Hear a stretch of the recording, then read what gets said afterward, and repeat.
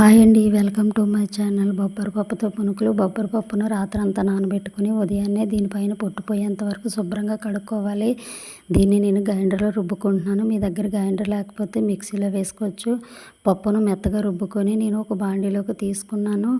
ఇందులో కొంచెం జీలకర్ర, కట్ చేసి పెట్టుకున్న ఆనియన్స్, పచ్చిమిర్చి, అల్లం ముక్కలు, కరివేపాకు, టేస్ట్కి తగ్గ సాల్ట్ వేసుకొని వీటన్నిటిని ఈ పిండిలో బాగా మిక్స్ చేసుకుంటున్నాను. వీటినైతే ఇలా మనం బాగా మిక్స్ చేసుకోవాలండి. ఇలా బాగా మిక్స్ చేసుకుంటే ముక్కలన్నీ పిండిలో బాగా కలుస్తాయి. స్టవ్ మీద కడాయి పెట్టుకొని నేను ఆయిల్ వేసుకొని ఆల్రెడీ వేడి చేసుకుంటున్నానండి. ఆయిల్ అయితే వేడయింది. ఇప్పుడు మనం కొంచెం కొంచెం పిండి తీసుకొని మనకి కావాల్సిన సైజులో పునుకులు అయితే వేసుకోవాలి. పెద్ద పెద్దగా వేసుకోకూడదు, మీడియం సైజుగా వేసుకోవాలి. పెద్ద పెద్దగా వేసుకుంటే పైన కుక్ అయిపోతాయి, లోపల కుక్ అవ్వవు.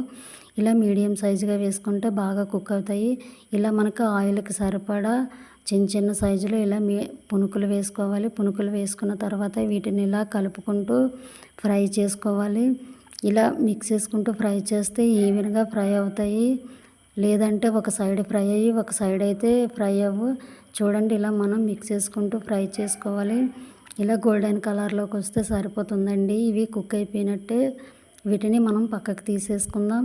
నా వీడియోస్ అయితే చూస్తున్నారు కానీ లైక్ చేయట్లేదండి. మీరు ఇచ్చే ఒక్క లైక్ నాకు సపోర్ట్గా ఉంటుంది. నా వీడియోస్ మీకు నచ్చితే సబ్స్క్రైబ్ చేసుకోండి. Thank you for watching. Bye bye.